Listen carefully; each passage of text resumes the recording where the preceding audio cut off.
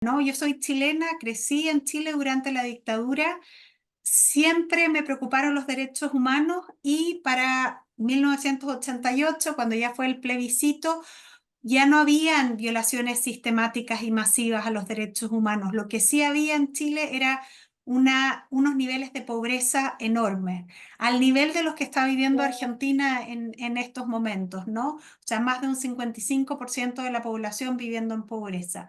Por lo tanto, para mí la indivisibilidad de los derechos, siempre quise estudiar derechos humanos y la indivisibilidad de los derechos era algo evidente. Cuando terminé la carrera de Derecho y habiendo empezado democracia, yo ya estando en la universidad, me empecé a dedicar a temas de pobreza y desde el Derecho Internacional de los Derechos Humanos me fui a hacer un doctorado, una maestría y siempre seguí trabajando el tema. Después, con el tiempo, fui la primera relatora de Naciones Unidas en el tema de extrema pobreza y derechos humanos y era la relatora cuando fue la crisis del 2000, la crisis económica o la crisis financiera global del 2008.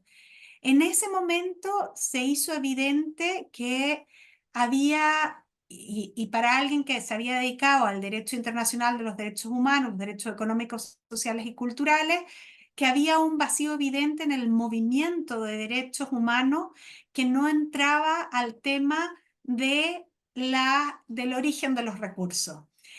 Digamos, se hablaba mucho ya en ese momento de cómo se debiera hacer el gasto público y, por ejemplo, enfoques de género en materia del gasto. Sin embargo, había poco análisis de qué pasa respecto del estado, del espacio fiscal de los estados, ¿no? Y esto se hizo evidente, como digo, en la crisis económica, en los cuales muchos de los países digamos, que se vieron muy afectados por la crisis económica, se excusaban del no cumplimiento de sus obligaciones en materia de DESC, simplemente diciendo, jugando la carta de no tenemos recursos, ¿no?